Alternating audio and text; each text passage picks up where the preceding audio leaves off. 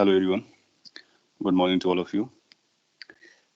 There's a screen, or I hope both are fine. Screen visibility and as well as the sound.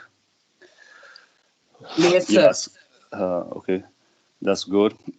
Last class का slide हमारे पास available है, तो मैं एक बार quickly go through कर देता हूँ, so that you can get connected और उसके आगे बढ़ते हैं. Internal energy calculations formula, change in internal energy का formula आपने लिखा होगा, notes बनाए होंगे, clear हो गया होगा.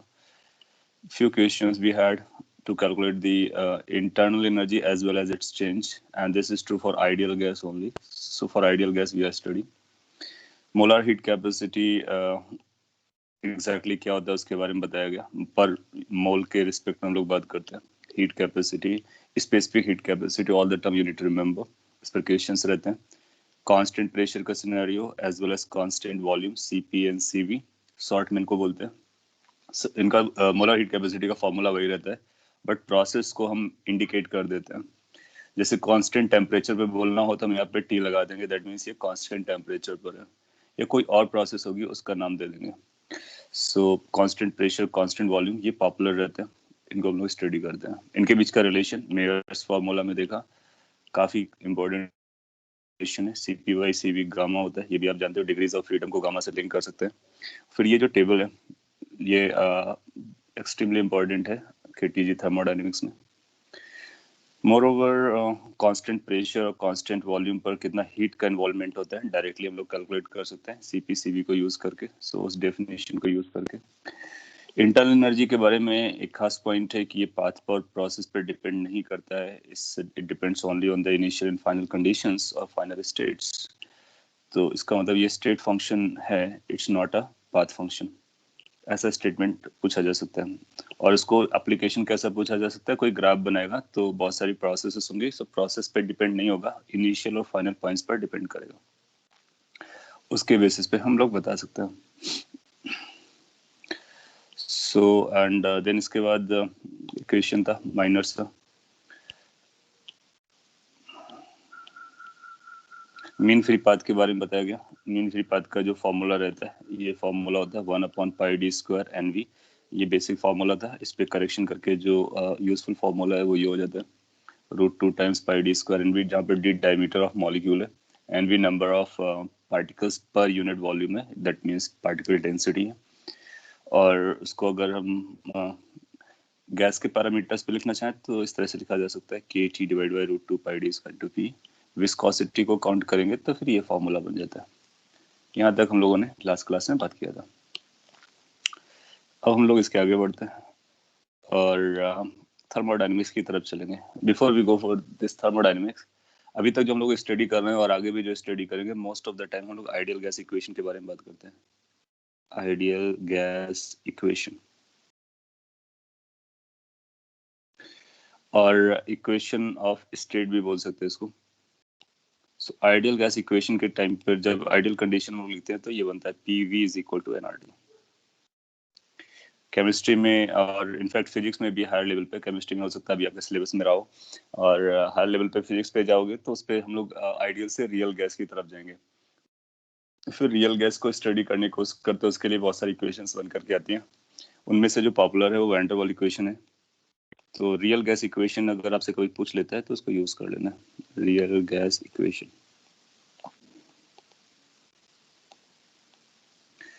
सो इन दैट केस एक इक्वेशन होता है, इसी में प्रेशर में और वॉल्यूम में चेंजेस लेकर के आते हैं. दैट मीन्स जो एजम्पशंस लिए थे उसको और ज़्यादा रियलिस्टिक बनाने की कोशिश करते हैं. और प्रेशर जो होता है वो केवल कोलिशंस का देखा था हम लोगों ने वॉल के साथ में, मॉलिक्यूल्स का इंटरेक्शन नहीं देखा था. अगर हम मॉलिक्यूल्स के इंटरेक्शन को भी काउंट करते हैं तो कुछ इस तरह से हो जाता है. पी के टर्म में चेंज आता है AN² divide by V². More over volume जब हम लोग बात करते हैं तो इसमें हम लोग कंटेनर का वॉल्यूम यूज करते हैं, बट एक्चुअली हमने को क्या यूज करना होता है कि फ्री स्पेस जहाँ पे मॉलिक्यूल्स रोम अराउंड कर सकते हैं, मूव कर सकते हैं.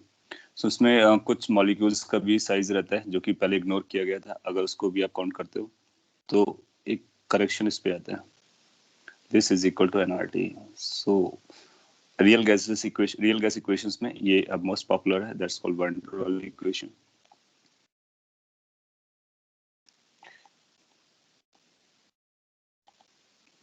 और अगर कभी आपसे बोलता है रियल गैस है, प्रेशर दिया गया, वॉल्यूम दिया गया, टेम्परेचर बताइए या फिर नंबर ऑफ मोल्स भी दिए गए, जो भी इक्वेशन पूछता है तो आप उसको यूज करना।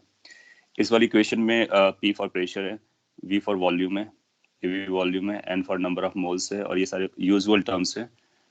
दो लेटर्स आपको नजर आ रहे होंगे A and B, they are constant, और वो गैस पे डिपेंड करते हैं कौन सा गैस है वो आपको देगा, ए की वैल्यू देगा, बी की वैल्यू देगा, या उसके बारे में पूछेगा, वो आप पता कर सकते हो। N is the number of moles. इसमें जो प्रेशर में करेक्शन आया है वो किस पॉइंट को इंक्लूड करते हुए? Interaction between molecules, interaction between molecules और पार्टिकल्स। तो आपसे पूछ सकता है कि किस तरह क्यों करेक्शन किया गया और क्या करेक्शन है। तो पार्टिकल्स के बीच का इंटरेक्शन को भी काउंट किया गया है, इसलिए इस पे करेक्ट किया गया। What about the second term indicates? इसमें किस करेक्शन को इन्वॉल्व किया गया? Size of molecules. सो अपने साइज ऑफ मॉलिक्यूल्स इग्नोर नहीं किया है। सो साइज ऑफ पार्टिकल्स, अगर आप उनको काउंट करेंगे तो ये करेक्शन आ जाएगा। इतना आप याद रख सकते हो। और कोई भी क्वेश्चन आएगा तो स्ट्रेट फॉरवर्ड आएगा। अपने लिए फिजिक्स में मोस्टली आइडियल गैस इक्वेशन रहने वाला है। इसके आगे भी स्टोरीज है, आपने प्रोबेबली केमिस्ट्री में लर्न किया होगा, और अगर आपने लर्न किया है तो बेस्ट है, उसको भी यूज कर लेंगे। अदरवाइज इतने से अपना काम चलने वाला है। कॉपी कर लीजिए। इसके बाद हम लोग थर्मोडायनेमिक्स और उसके सिस्टम और से लॉज के बारे में बात करना स्टार्ट करेंगे।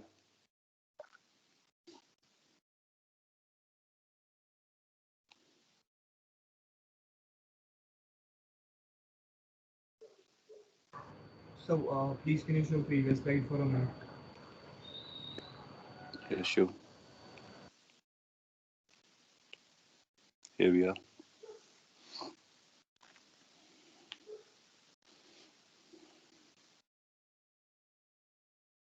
So thermodynamics of physics and chemistry are quite similar, or there is a difference? It's like thermodynamics. So we are studying about heat exchanges and or heat conversions between heat और energy के बीच में, mechanical energy के बीच में convergence को basically हम लोग पढ़ते हैं।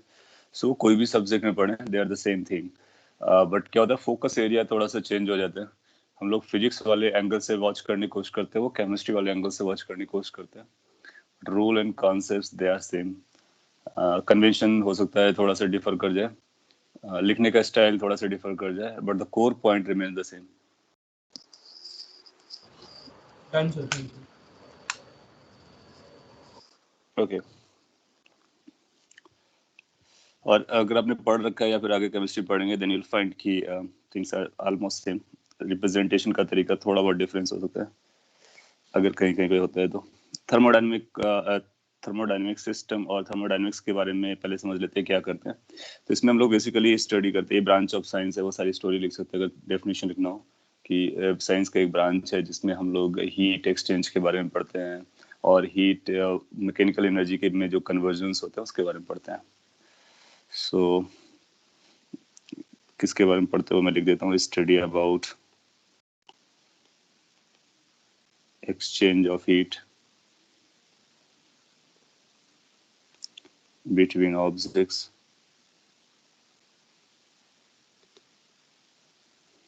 and conversion of heat into mechanical energy or mechanical work, mechanical energy लिख देते हैं, and vice versa, vice versa। सो जब कभी हम लोग ऐसा कर रहे हो, हीट एक्सचेंज के बारे में पढ़ रहे हो या फिर हीट का मैकेनिकल एनर्जी में कन्वर्जन्स के बारे में पढ़ रहे हो, वो सारा कुछ थर्मोडायनेमिक्स के इनसाइड में आता है या उसके जोन में आता है। और अगर हम लोग थर्मोडायनेमिक्स को स्टडी करते हैं तो उसमें एक सिस्टम के बारे में बात करते हैं कि सिस्टम क्या होता है, तो उस सिस्टम को बोलेंगे थर्मोडायनेमिक सिस्टम।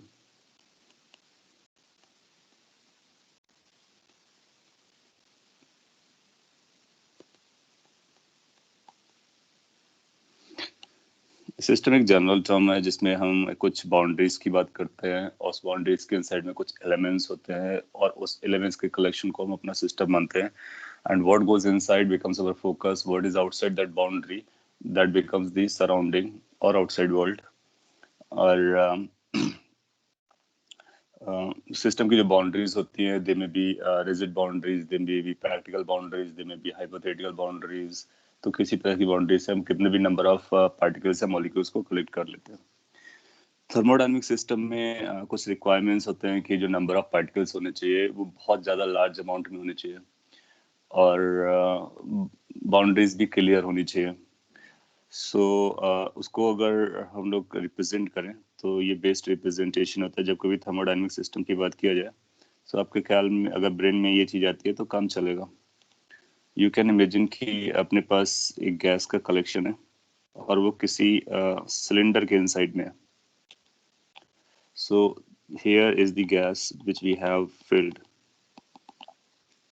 ये गैस है. गैस में नंबर ऑफ पार्टिकल्स बहुत ज़्यादा होते हैं. अगर आप 1 मोल गैस भी लेते हैं तो एवोगाड्रो नंबर 10⁻23 पार्टिकल्स मिलते हैं. ज़्यादा मोल्स लेंगे तो और भी बढ़ जाएगी value. So large number of particles को आपने कन्फाइन कर दिया. सो और ये जो है आपका सिलेंडर है. मतलब अगर देखोगे तो कुछ इस तरह का होगा, यहाँ पर भी कुछ इस तरह का होगा. ऐसा सिलेंडर है. बनाने के लिए 2D पिक्चर दिखाई गई है और उस पर एक पिस्टन लगा हुआ है. ये दिस इज ए पिस्टन. ये जो पिस्टन होता है ये फ्रीली आगे जा सकता है और पीछे जा सकता है, डिपेंडिंग अपॉन कि कौन कितना फोर्स इस पे लगा रहा है. तो इस तरह के अरेंजमेंट को हम लोग थर्मोडायनामिक सिस्टम इमेजिन करेंगे. और सिस्टम अगर हमने बोला है, कुछ और नहीं बोला है, इसका मतलब है with in this thing, this is the part of the system. That means अगर हम केवल गैस की बात कर रहे हैं तो this is gas is our part of the system. Gas के पार्टिकल्स को स्टडी कर रहा है. और उसके आउटसाइड क्या हो जाएगा? आउटसाइड हो जाएगा surrounding. So surrounding is outside and this become your system. अगर आप पूरा बात कर रहे हो तो इसकी भी बात कर सकते हो. So that's your system.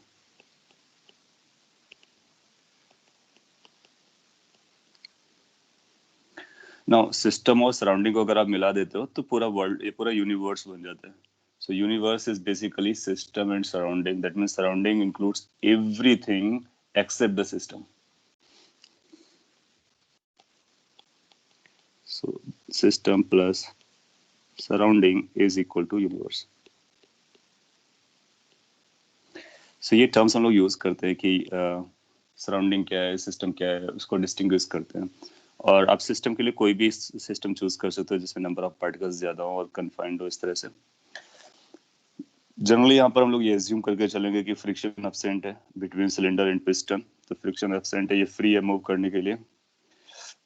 अगर हमने पिस्टन को फिक्स कर दिया तो आप पाओगे कि इसका वॉल्यूम फिक्स हो जाएगा. वॉल्यूम फिक्स हो जाएगा तो एक पर्टिकुलर प्रोसेस होगी. और अगर ये फ्री है तो एक्सपेंशन भी चलेगा, कंप्रेशन भी होगा, साथ ही साथ इसका टेम्परेचर भी बढ़ेगा. तो उसके बारे में बात करेंगे. अगर ये अपने पास गैस है तो इसके कुछ पैरामीटर्स होंगे, लाइक प्रेशर होगा, वॉल्यूम होगा, टेम्परेचर होगा, नंबर ऑफ मोल्स होंगे. डिपेंडिंग अपॉन द सिस्टम इनकी वैल्यूज बदलती रहेंगी, चेंज होती रहेंगी. और system as well as the process, दोनों को हम लोग समझना चाहते हैं. तो पहले हम लोग समझेंगे कि सिस्टम्स में क्या क्या टाइप्स हो सकते हैं. कुछ ऐसे सिस्टम्स हो सकते हैं, सपोज कर लीजिए यहाँ पर ओपनिंग कर दिया तो गैस के मॉलिक्यूल्स बाहर निकल सकते हैं या एयर के मॉलिक्यूल्स इनसाइड आ सकते हैं. तो एन नंबर चेंज होना स्टार्ट हो जाएगा. सो दैट मीन्स पार्टिकल्स का एक्सचेंज हो सकता है सिस्टम और सराउंडिंग के बीच में. अगर ओपन है तो सपोज कर लिए क्लोज्ड है, पार्टिकल नहीं जा सकते, तो फिर पार्टिकल का एक्सचेंज सिस्टम और सराउंडिंग के बीच में नहीं हो सकता है. लेकिन हीट का एक्सचेंज हो सकता है. आप यहाँ से हीट दे सकते हो, बाहर जा सकता है, या बाहर अंदर ज्यादा टेम्परेचर है तो आउटसाइड हीट आ सकती है. ऐसा भी हो सकता है कि हीट का एक्सचेंज भी ना हो. So depending upon the exchange of matter as well as energy or heat, we categorize the system as 3 types. Copy कर लीजिए. थर्मोडायनामिक सिस्टम क्या होता है और सिस्टम और सराउंडिंग में डिफरेंसेस क्या है, यूनिवर्स कैसे बनता है, उसके बारे में. और हमारे लिए सिंस हम लोग फिजिक्स पे बात कर रहे हैं तो ये जो मैकेनिकल एनर्जी है ये खास इंपॉर्टेंस रखती है. तो क्वेश्चन कुछ मैकेनिकल की तरफ इंक्लाइंड रहेंगे. और पिस्टन मूव करेगा तो पिस्टन से रिलेटेड इंफॉर्मेशंस आगे चल के क्वेश्चन में यहाँ पे स्प्रिंग लगा देगा. सो स्प्रिंग में कितना कंप्रेशन एलोंगेशन आता है वो पूछेगा. फिर और भी स्टोरीज बना सकते हैं. सो अगर अपने को ये समझ में आता है कि how this piston is behaving, how much the force it is subjected with, तो फिर हम आगे कनेक्टेड पॉइंट्स को भी आंसर कर सकते हैं.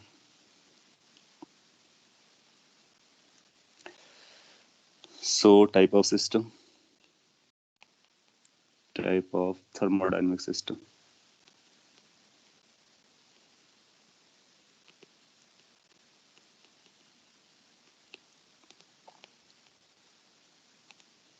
There are three types.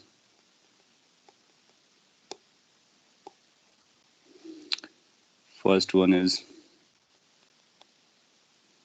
open system. वो नाम बोलेगा कि एक सिस्टम है जो कि ओपन है, तो उसको हम ओपन सिस्टम बोलेंगे.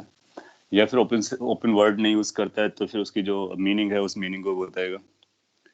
सो हम बोलेंगे कि ओपन सिस्टम एक ऐसा सिस्टम होने वाला है जिसमें एक्सचेंज सिस्टम और सराउंडिंग के बीच में होगा, मैटर का एज वेल एज हीट का. सो हीट या energy as well as matter दोनों का एक्सचेंज अगर अलाउड होगा तो उसको ओपन सिस्टम बोलने वाले हैं.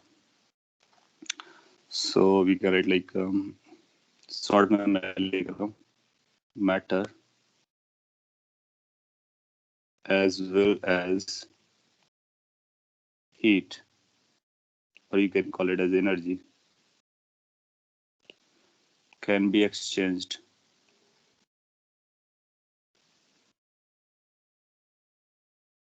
between system and surrounding.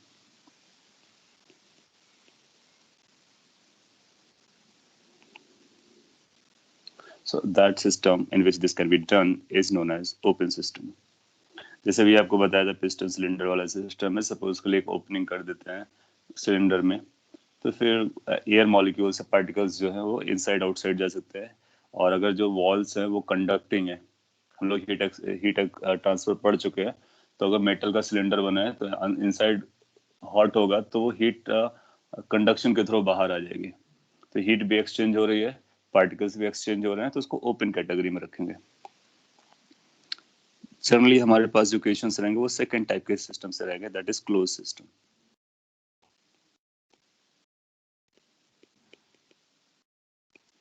Closed system will be that one in which heat or energy can be exchanged, but particles will not be allowed to exchange.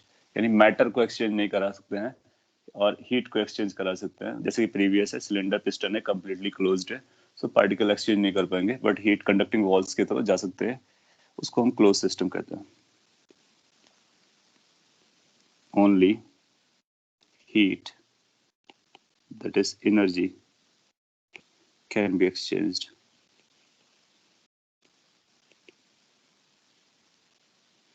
between system and surrounding.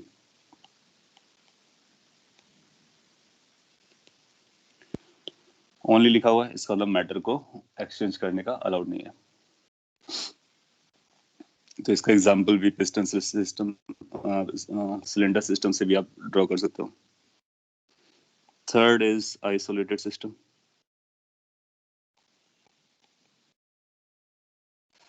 कई बार question आता है जिसमें वो बोलता है कि एक system है जो आइसोलेटेड है, तो इसका क्या मीनिंग समझेंगे वो मैं यहाँ पे लिखता हूँ. अगर आइसोलेटेड सिस्टम है तो उसमें मैटर ट्रांसफर नहीं होगा, एक्सचेंज नहीं होगा, और ना ही हीट एक्सचेंज होगा. सो सिस्टम के पास जितना भी कंटेंट है, मटेरियल कंटेंट, वो वही रहेगा, उसके पास जितना एनर्जी कंटेंट है वो भी वही रहेगा, उसका सराउंडिंग से कोई भी एक्सचेंज नहीं होगा. That means surrounding can not supply heat to the system, neither system can give heat to the surrounding. So energy conservation वहां पे हम कर सकते हैं, एज वेल एज पार्टिकल या फिर mass conservation. So can be changed, nor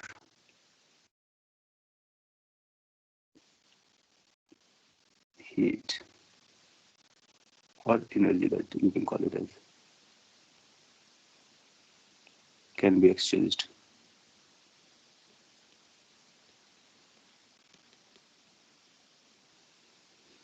between system and surrounding.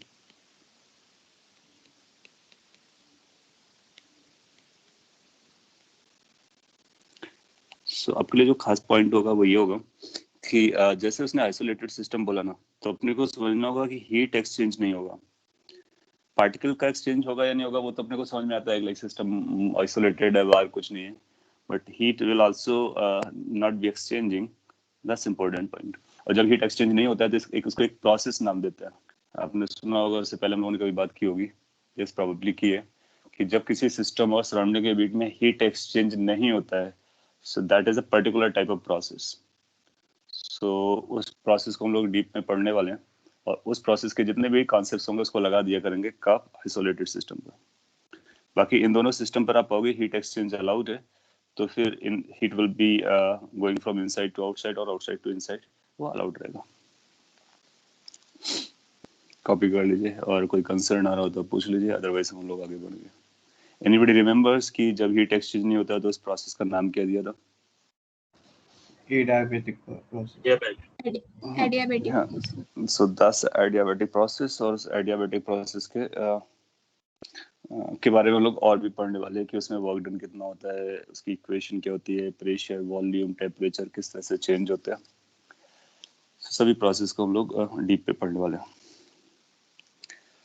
इसके बाद जो आपने थर्मोडायनेमिक्स में क्या पढ़ना है, थर्मोडायनेमिक्स में कैसे सिस्टम्स डिफाइन किए जाते हैं, उसको जानने के बाद हम लोग ये जानना चाहेंगे कि कौन कौन से लॉज हैं जो गवर्न करते हैं थर्मोडायनेमिक्स को। So laws of thermodynamics.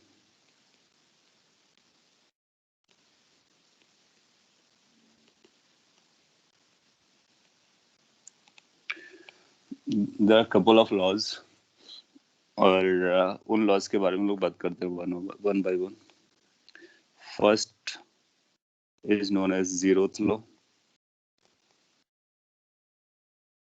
of thermodynamics.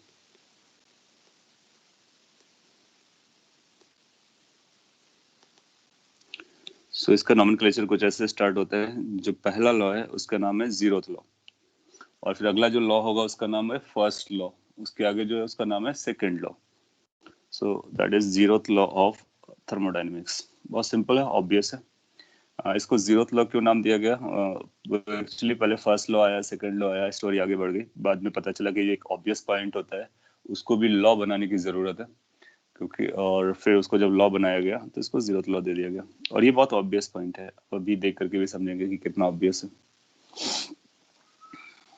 इनका कहने का मतलब है कि अच्छा, स्टेटमेंट लिखने से पहले हम एक टर्म आपको बता देते हैं क्रिस्टल क्लियर टर्म में, दैट कॉल्ड थर्मल इक्विलिब्रियम। इसमें थर्मल इक्विलिब्रियम का नाम आता है थर्मल इक्विलिब्रियम।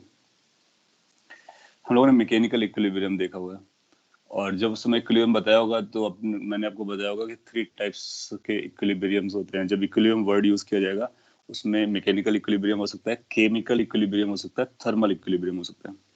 मैकेनिकल इक्विलिब्रियम का मतलब हम लोग समझते हैं, that means translational equilibrium as well as rotational equilibrium.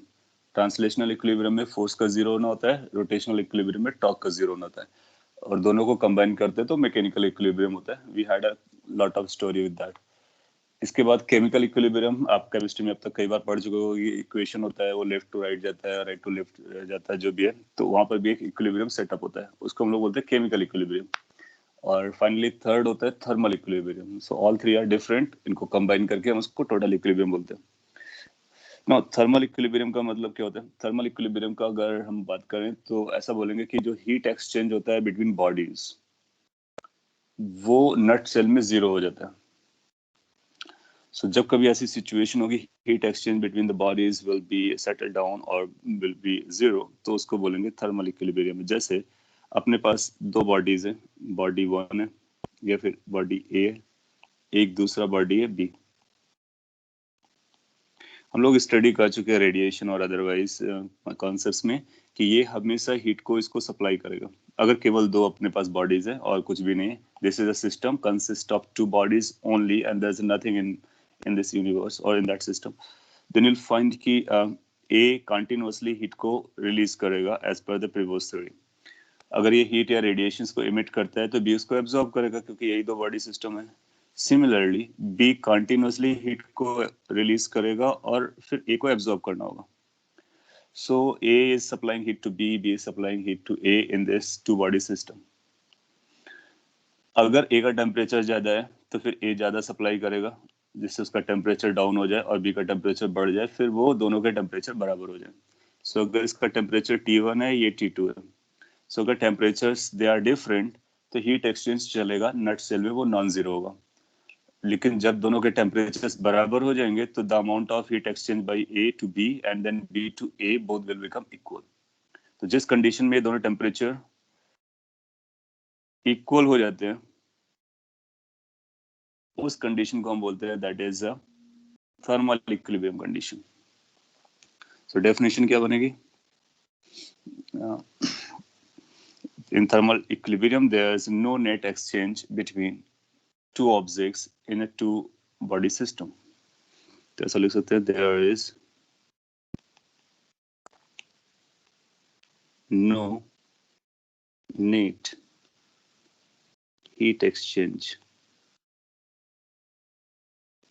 between two objects or bodies, bodies कर लेते हैं, two bodies in a two body system. अगर मल्टीपल बॉडी सिस्टम होगा तब भी हम ये बोलेंगे कि कोई हीट एक्सचेंज नहीं हो रहा है कि नहीं होगा, अगर आप कंसीडर करते हो। इसका कंसीक्वेंस क्या होता है? इसका कंसीक्वेंस ये होता है कि T1 should be equal to T2. So that means thermal equilibrium indicates temperatures are equal. जब तक दोनों बॉडी के टेम्परेचर इक्वल नहीं होंगे तो हीट एक्सचेंज नट सेल में चलता रहेगा, और टेम्परेचर्स बराबर हो जाएंगे तो फिर हीट का नेट एक्सचेंज जीरो हो जाएगा। दैट मीन्स अगर इसका U1 वैल्यू है, इसका U2 वैल्यू है, तो U1 और U2 आपस में बराबर हो जाएंगे। जैसे आप U1 U2 को बराबर करोगे तो अपने को रिजल्ट मिलेगा T1 has to be equal to T2। So point is कि जब कभी थर्मल इक्विलिब्रियम की बात करना हो तो हम बोलेंगे कि उन बॉडीज के टेम्परेचर्स इक्वल हैं।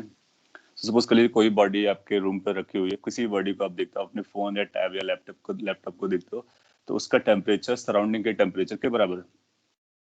अगर वो हीट हो जाएगा और हीटेड अप हो जाएगा तो उसको समय के बाद आप देखोगे कि फिर से वो सराउंडिंग टेम्परेचर गेन कर लेगा।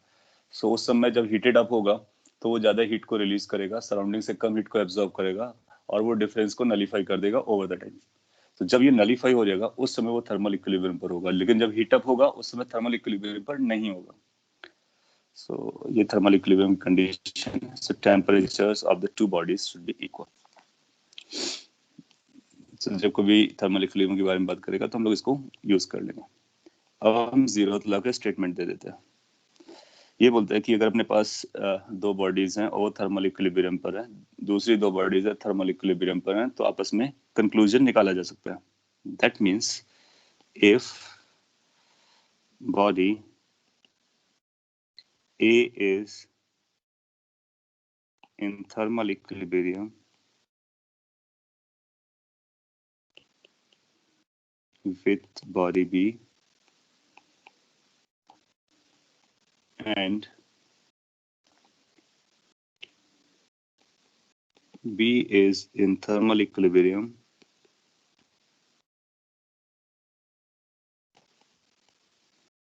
with another body C। अगर ये दिया है A B के साथ थर्मल इक्विलिब्रियम में है और B C के साथ थर्मल इक्विलिब्रियम पर है, तो हम लोग कुछ कंक्लूड कर सकते हैं। देन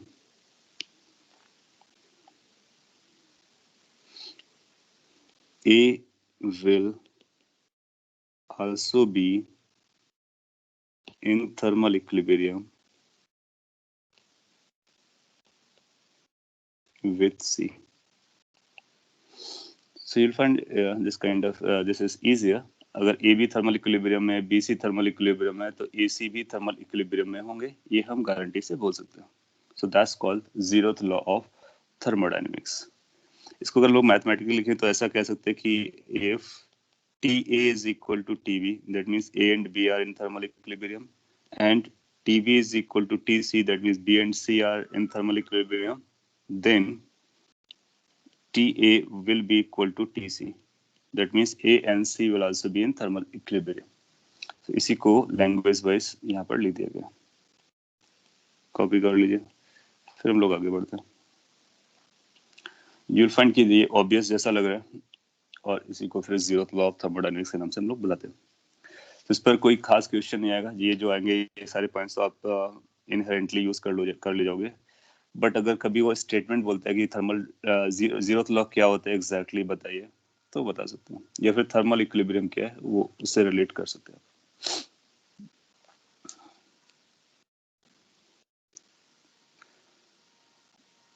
कॉपी करने के बाद फिर हम लोग फर्स्ट लॉ ऑफ थर्मोडायनेमिक्स की तरफ चलेंगे, जो कि अपने लिए द मोस्ट इंपॉर्टेंट लॉ है।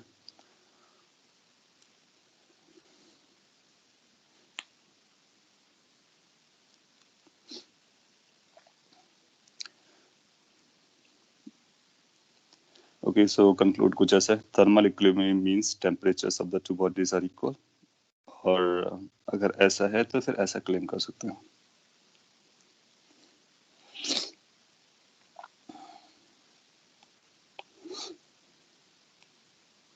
Next is known as first law of thermodynamics.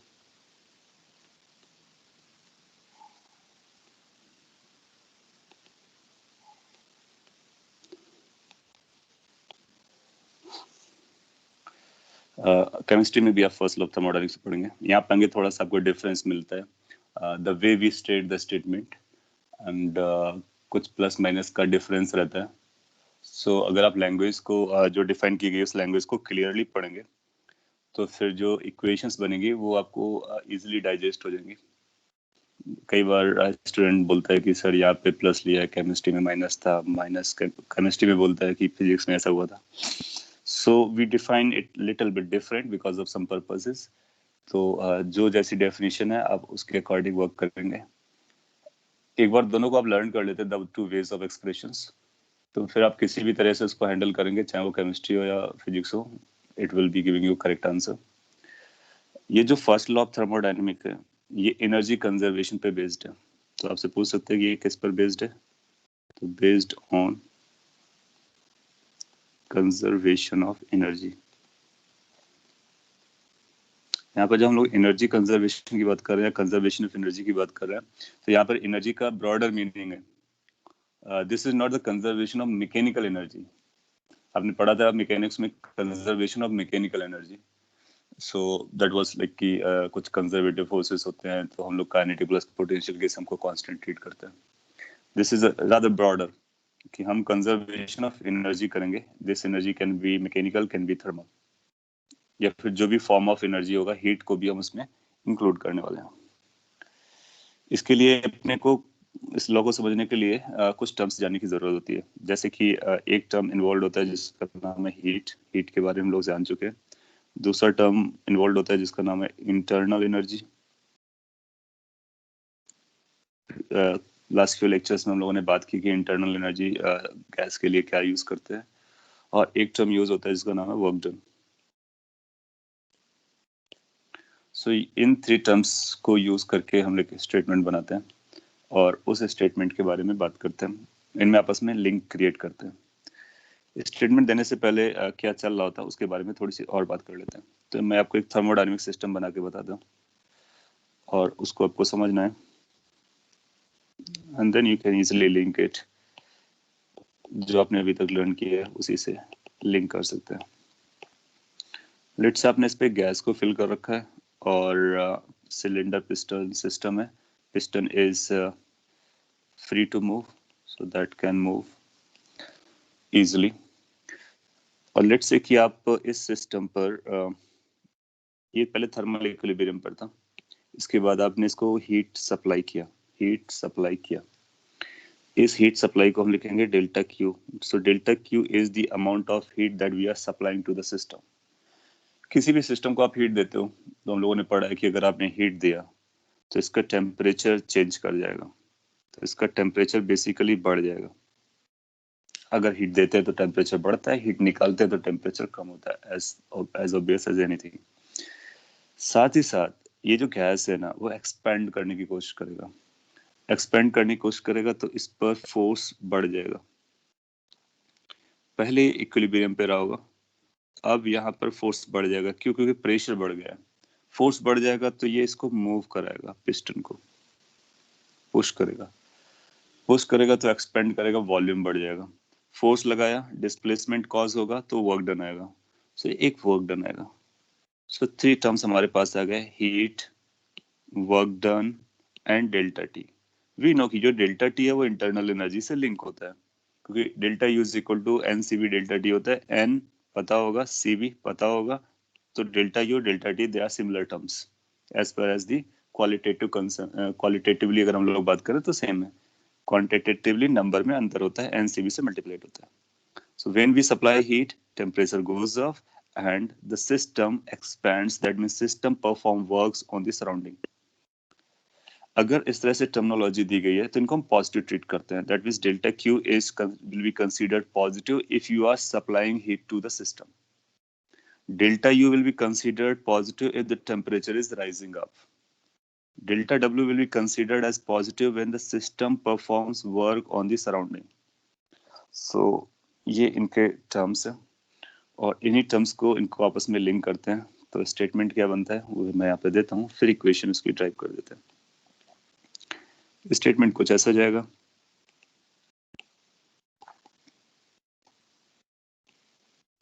If delta Q heat is supplied to a system and और एंड को हटा देते हैं, delta U is increase in internal energy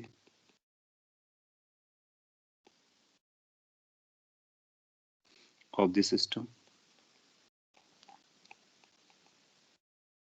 and delta W is work done by the system. Then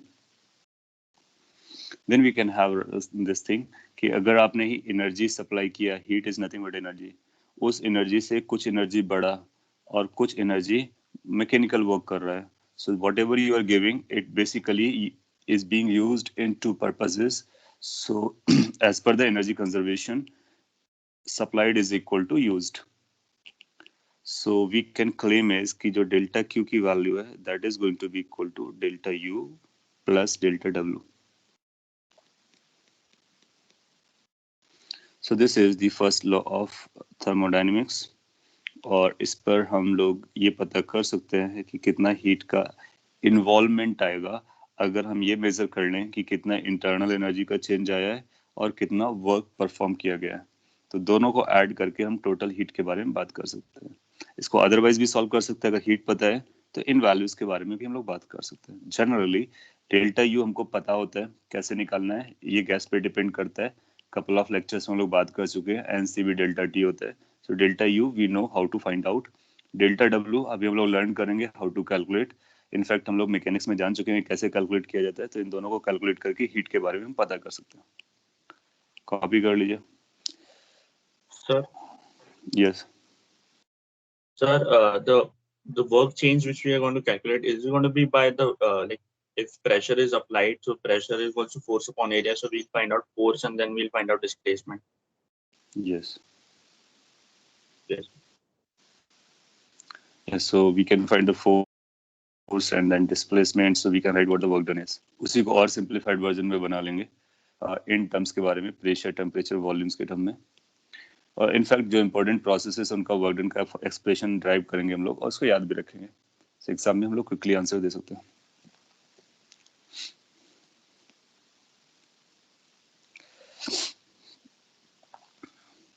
अच्छा, ये pressure के बारे में थोड़ी सी और बात कर लेते हैं, फिर इन टर्म्स पे यूज करना स्टार्ट करेंगे। कन्वेंशन के अकॉर्डिंग मैं यहाँ पे लिख देता हूँ, जब ऐसा बताया जाएगा तो इसको पॉजिटिव कंसीडर करेंगे, और जब ये इंक्रीज होता होगा तो इसको पॉजिटिव कंसीडर करेंगे, जब ये सिस्टम सराउंडिंग पे वर्क कर रहा होगा तो पॉजिटिव कंसीडर करेंगे। ये अपना साइन कन्वेंशन है। अगर कभी ऐसा बोलता है हीट एक्सचेंज आ रहा है, हीट जो है वो रिलीज हो रहा है, बाहर निकल रहा है, तो वो हीट निगेटिव ट्रीट की जाएगी। या फिर हमारा डेल्टा क्यू की वैल्यू नेगेटिव आया, उसका मतलब हम ये समझेंगे हीट सप्लाई नहीं हो रही है बल्कि हीट रिजेक्ट हो रही है। सिमिलरली अगर डेल्टा यू की वैल्यू नेगेटिव आती है इसका मतलब है इंटरनल एनर्जी डिक्रीज हो रही है, डेल्टा डब्ल्यू नेगेटिव आता है इसका मतलब है सिस्टम पर वर्क हो रहा है, सिस्टम वर्क नहीं कर रहा है. So delta W positive means system is doing work. Important point है, कहाँ पर हम लिखा मैं बता देता हूँ. Delta W is work done by the system. So ये बाई टर्म है, खास इंपॉर्टेंस है. केमिस्ट्री में शायद आप work done on the system calculate करते हैं तो डेल्टा डब्ल्यू आप अदरवाइज मेजर करते हैं. मैं इसलिए बता रहा हूँ कि अगर आप मैच करें तो आपको इश्यू बने तो उसको रिजॉल्व कर पाए. मैं नेक्स्ट स्लाइड पे चलता हूँ और इनकी डेफिनेशन पहले लिख देता हूँ डिटेल में जो आप पढ़ चुके हो, फिर प्रेशर के बारे में बात कर लेंगे. डेल्टा क्यू से अपने पास एक फॉर्मूला है क्या, heat supplied to the system is equal to increase in internal energy plus work done by the system on the surrounding. That's the first law.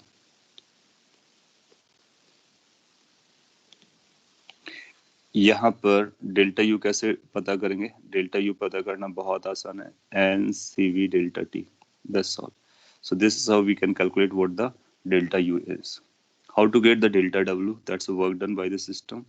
तो हम लिखते हैं work done by the system is going to be F D X. अब ये F क्या है, D x क्या, वो यहाँ पे बता देता हूँ सिस्टम बना करके.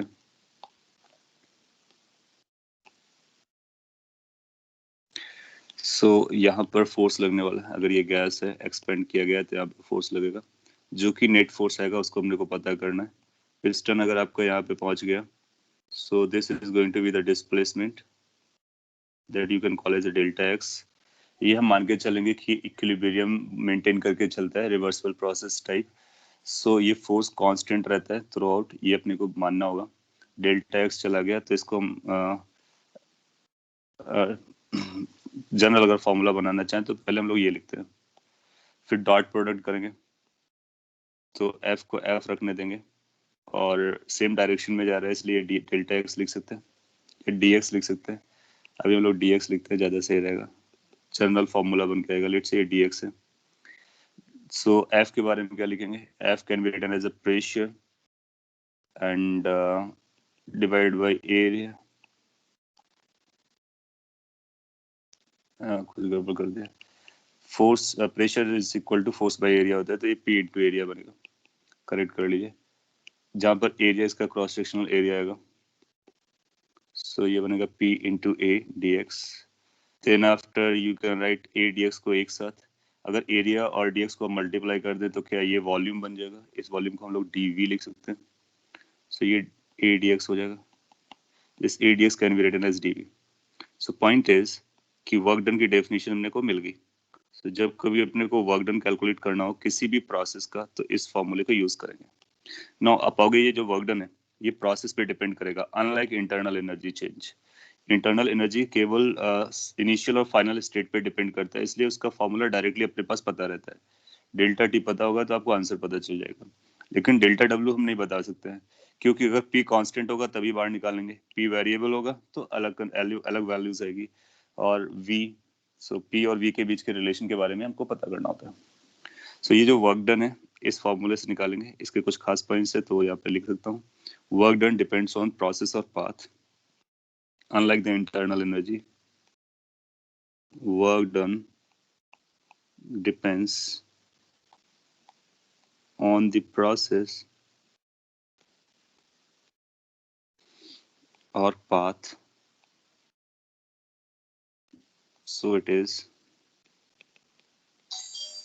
path function, not a state function. ये स्टेटमेंट कई बार उन्होंने सब्जेक्टिव लाइक थ्योरेटिकल क्वेश्चन में पूछता है कि कौन सा पाथ फंक्शन है, कौन सा स्टेट फंक्शन है.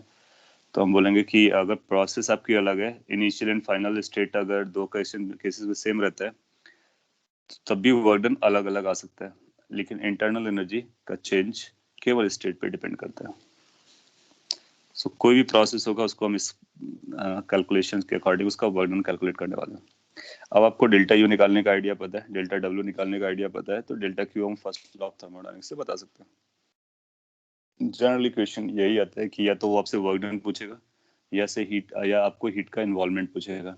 दो प्रोसेस अगर आपको याद हो, प्रोसेसेस आइसोबारिक एंड आइसोकोरिक, उसके लिए डेल्टा क्यू अपने लोगों ने डायरेक्टली निकाल दिया था एनसीपी एनसीबी लगा करके। कोई और आएगा तो उसके लिए हम यू कैलकुलेट करेंगे, डब्ल्यू कैलकुलेट करेंगे, फिर डेल्टा क्यू कैलकुलेट करेंगे। कॉपी कर लीजिए। और ये जो वर्क डन वाला है ये खास इंपॉर्टेंट इसका हो गया अपने लिए। इसी slide sorry next slide use कर लेते हैं, इसको और भी एक्सप्लेन कर लेते हैं पीडीवी का कैसे हैंडल करने वाले हम लोग। पीडीवी आ रहा है, पीवी डायग्राम में आप समझ सकते हो ये क्या इंडिकेट करने वाले हैं। सो उस इंडिकेशन को भी हम लोग पढ़ लेते हैं।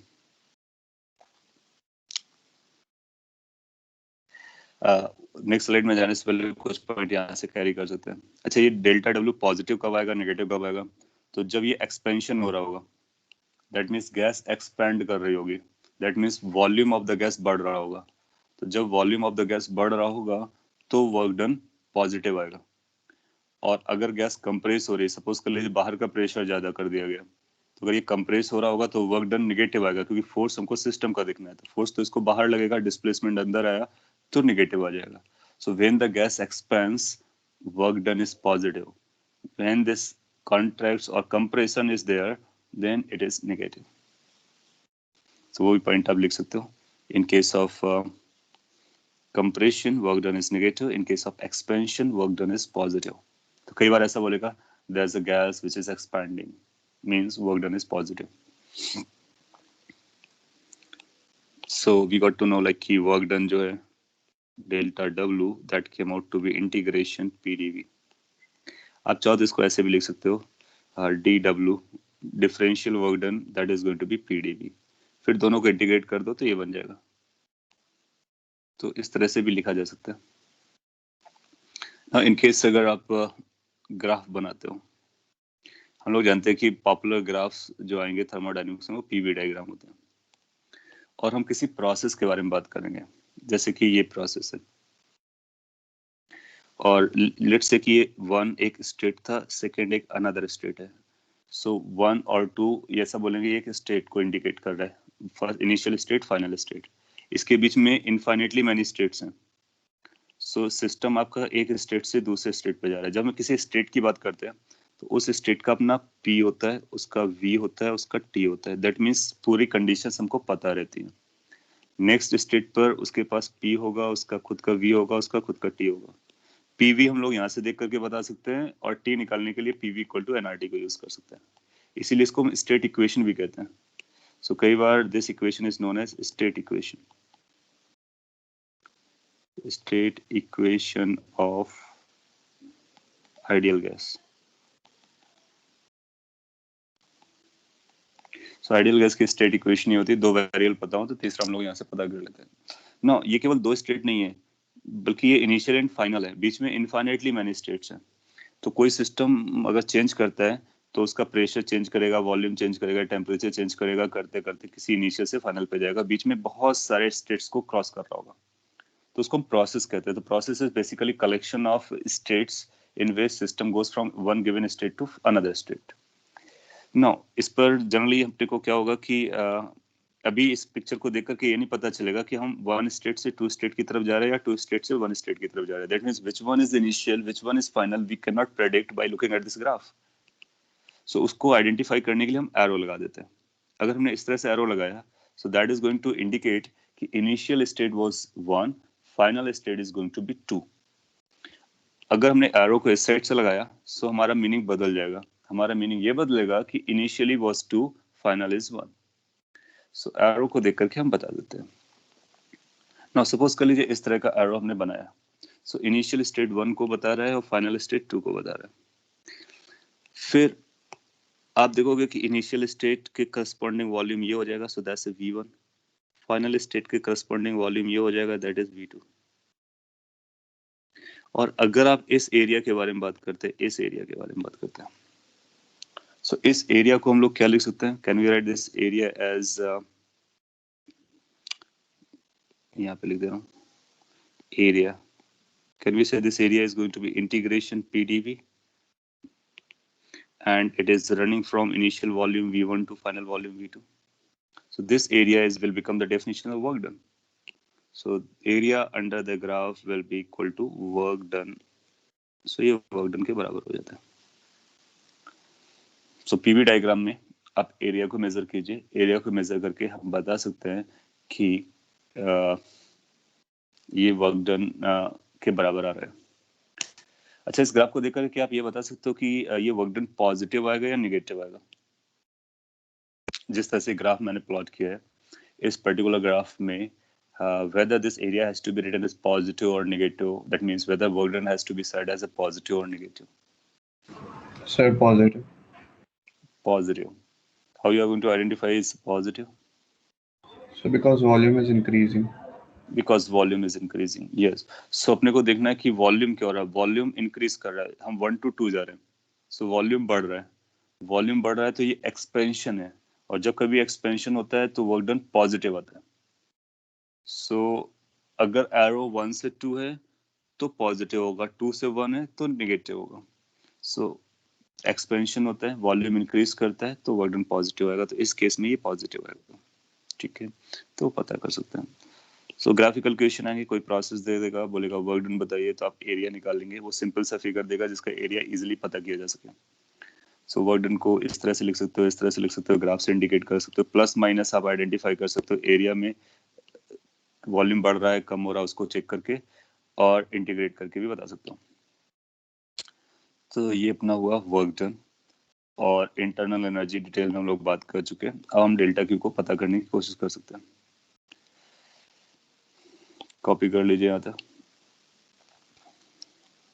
सो पीवी इक्वल टू एनआरटी आपके पास हमेशा अवेलेबल रहेगी, बाकी इन्फॉर्मेशन यहाँ पे दिया जाएगा, उनको मिंगल करके आप वर्क डन की वैल्यू या फिर डेल्टा यू की वैल्यू या फिर डेल्टा क्यू की वैल्यू आपस में कनेक्ट कर सकते हो by using the first law of thermodynamics. Next slide पर चलते हैं और कुछ और बातें कर लेते हैं, कॉमन पॉइंट्स हैं। मैं एक अरेंजमेंट बना रहा हूँ इस तरह से, और एक इस तरह से अरेंजमेंट बना रहा हूँ। दोनों पिस्टन सिस्टम बना रहे हैं थर्मोडायनेमिक्स, सिलेंडर के साथ में और पिस्टन के साथ में। लेट्स से बाहर का प्रेशर पी नॉट है, kind of example you can think of. Generally हम पिस्टन को मासलेस मानते हैं, तो मासलेस मानेंगे तो क्या होगा और मासलेस नहीं मानेंगे तो क्या होगा। सो लेट्स से कि इस पर गैस को हमने फिल कर रखा है, फ्रिक्शनलेस हम एज्यूम करके चलेंगे ऑलवेज। यहाँ पर हमने गैस को फिल कर रखा, ये एक ही सिस्टम था, उसको एक बार हॉरिजॉन्टल रखा, एक्सिस को सिलेंडर के एक्सिस को, एक बार सिलेंडर के एक्सिस को वर्टिकल कर दिया। सो लेट्स से कि इसके इनसाइड का प्रेशर P1 है, इसके इनसाइड का प्रेशर P2 है। दो अपने पास कुछ ऐसा क्वेश्चन है, ए पार्ट है, if piston is massless,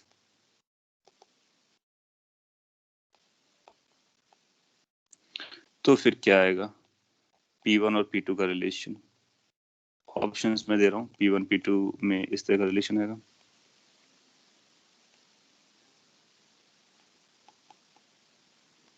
same gas है, सब कुछ वही है, ऐसा मान के चलेंगे।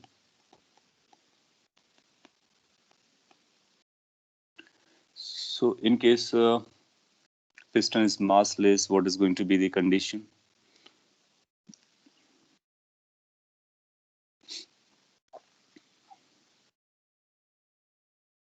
ओके, आप लोग फर्स्ट ऑप्शन की बात कर रहे हैं, तो उसको कैसे आइडेंटिफाई करते हैं? उसको आइडेंटिफाई करने के लिए अपने को एफबीडी बनाना होता है पिस्टन का। आप पिस्टन का एफबीडी बना लीजिए। जब आप पिस्टन का एफबीडी बनाएंगे तो आप पाओगे कि इधर से एक प्रेशर फोर्स लगेगा, इधर से प्रेशर फोर्स लगेगा। इसको हम P0 से भी कंपेयर कर सकते थे। यहाँ का प्रेशर फोर्स आएगा P1 इंटू एरिया, यहाँ का प्रेशर फोर्स आएगा P0 इंटू एरिया। सिंस ये फोर्सेस है, फ्रिक्शन नहीं है और ये इक्विलिब्रियम पर होगा, मूव करना बंद कर रखा है, सो हम लोग ये क्लेम कर सकते हैं कि P1A is going to be equal to P0A. That means pressure inside and pressure outside is going to be identical. लेकिन जब यहाँ पर हम लोग बात करेंगे तो यहाँ पर आएगा P2A और यहाँ से भी P0A आएगा। हम लोग जानते हैं कि प्रेशर सभी डायरेक्शन में फोर्स लगाता है, तो ये P0A लगाएगा और ये P2A लगाएगा। ना अगर ये मासलेस है पिस्टन, तो फिर mg नहीं लगेगा, और अगर ये मासफुल है तो इसका एक mg भी लगेगा। तो मासलेस कंडीशन में आप पाओगे कि ये भी P0 A P2 A के बराबर हो जाएगा, तो P2 की वैल्यू P0 के बराबर होगी, P1 की वैल्यू P0 के बराबर होगी, तो दोनों आपस में इक्वल हो जाएंगे। और अगर इसी में बी पार्ट बोलते हैं कि इफ पिस्टन हैज मास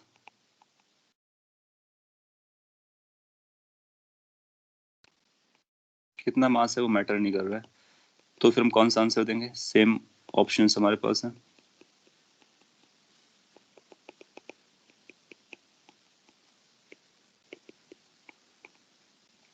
सो अगर मास वाला पिस्टन अपने को मिला है तो फिर आप पाओगे कि फर्स्ट वाली कंडीशन, आप लोग थर्ड बोल रहे हैं, तो जो फर्स्ट वाली है वो तो अभी भी वैलिड रहेगी, क्योंकि पिस्टन का जो मास होगा वो m नीचे लगेगा, नॉर्मल रेशन उसको बैलेंस कर रही होगी। सो this will be true always. इसको पता करना होगा, तो इस पर अपने को एक और फोर्स दिखाना होगा, कौन सा? mg वाला, जो कि बीच में लगेगा mg। सो P0 प्लस mg मिलकर के P2 बनेगा। तो P2 की वैल्यू इस केस में आपको मिलेगी। कैसी इक्वेशन बनाएंगे? P0 A नीचे लग रहा है, mg नीचे लग रहा है, और इज इक्वल टू P2A उसको सपोर्ट कर रहा है। सो P2 की जो वैल्यू आएगी that will be P0 plus mg by A। अगर मास को इग्नोर करना है तो ये P0 के बराबर होगा, अदरवाइज P0 से ज्यादा होगा, यानी कि P1 से ज्यादा होगा। That means P2 should be greater than P1। So third option लगाएंगे। सो पॉइंट इज कि पिस्टन का हम एफबीडी बना सकते हैं अगर और भी कॉम्प्लेक्स करता है। अभी हम लोगों ने केवल मास और प्रेशर्स वाले फोर्स देखे। स्प्रिंग फोर्स लगा सकता है, स्ट्रिंग फोर्स लगा सकता है, जो भी लगाएगा तो अपने को उसका एफबीडी बनाना है। So make the FBD of piston, right all the forces. Even अगर वो फ्रिक्शन की बात करता है तो फ्रिक्शन की भी बात हम कर सकते हैं, और सारे फोर्सेस को लगा करके फिर हम नेट फोर्स को बैलेंस करने की बात कर लेंगे। उससे हमको प्रेशर के बारे में आइडिया लग जाएगा। सो एक बार हमको प्रेशर मिल गया तो हम गैस के बारे में या सिस्टम के बारे में और भी बात कर सकते हैं। सो drawing the free body diagram of piston will be allowed for us at any moment of time. Simple है। सो अगर आपसे ऐसा कोई पूछता है कि एक सिलेंडर पिस्टन सिस्टम है, उसकी एक्सेस हॉरिजॉन्टल थी, फिर मैंने वर्टिकल कर दी, तो क्या फर्क पड़ने वाला है प्रेशर पर क्या फर्क पड़ने वाला है? You need to answer depending upon what is the this piston, like piston का मास है या मासलेस है, accordingly आप आंसर कर सकते हो। So old concepts, drawing the free body diagram and balancing the forces।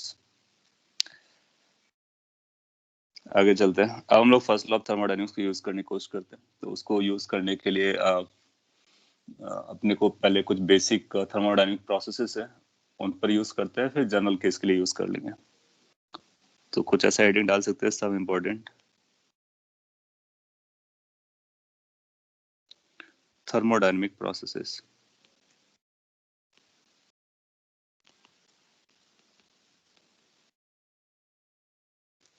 तो अपने पास कुछ इम्पोर्टेंट थर्मोडायनेमिक प्रोसेसेस है जो कि रिपीटेटिवली यूज होती है, और we need to know the details of them. When we say details, we need to know what the work done is, what the internal energy changes, what is the heat requirement is.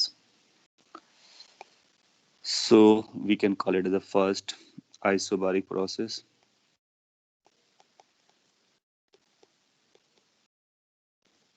हालांकि हम लोग इसके बारे में कुछ बात कर चुके हैं, फिर से आगे बढ़ते हैं। शॉर्ट में मैं एक्सप्लेन कर देता हूँ। आइसोबारिक प्रोसेस एक ऐसा प्रोसेस होगा, प्रोसेस का मतलब हुआ इनिशियल स्टेट से फाइनल स्टेट तक जाना। और किस तरह से जाना? जिसमें pressure remains constant, isobaric. So we can say pressure remain constant. तो जिस प्रोसेस में प्रेशर कांस्टेंट रहता है उसको हम बोलते हैं दैट इज आइसोबारिक प्रोसेस। और अगर प्रेशर कांस्टेंट रहता है तो ग्राफ कैसा दिखता है ये हम लोग बात कर चुके हैं, फिर से मैं बना देता हूँ। पीवी डायग्राम, particularly P और V, how the graph is going to be this।